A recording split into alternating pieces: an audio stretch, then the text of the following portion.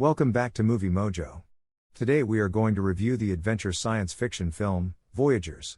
If you enjoy our content, don't forget to like and subscribe. We upload multiple times daily. Spoilers ahead.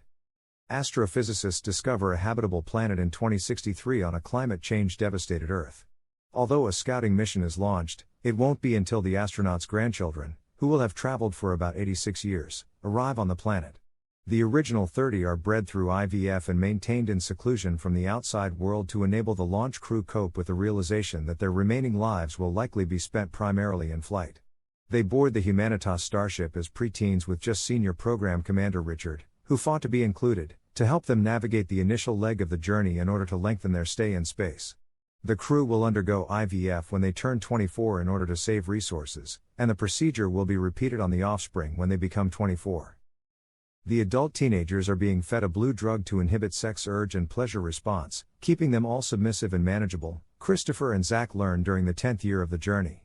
When they stop taking the drug, their hormone levels soar, making them aggressive, irresponsible, and eager for sex, especially with Sella, their crewmate who has been trained to be the chief medical officer. Richard, who was serving as chief officer, is slain, ostensibly by an invisible entity, as crew members are working outside the Humanitas to fix a broken Earth connection link, and a fire further ruins the ship's systems. Zach is unhappy when Christopher is chosen as the new chief officer and orders the others to cease taking the chemical as a result. As many of the young men and women return to their most basic selves, the mission spirals into madness. The others are told that Richard was killed by an extraterrestrial, and Zach promises to safeguard them by allowing them to consume as much, closely preserved, food as they choose. All but 5 agree to follow him instead of Christopher.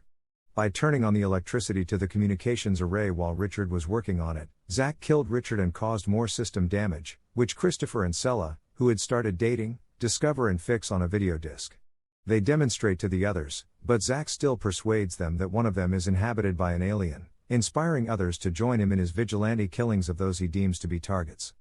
By accident, Christopher directs Zach to a ship's concealed compartment that turns out to contain weaponry that their future grandchildren can use on the planet. The only holdouts are Phoebe, Sella, and Christopher.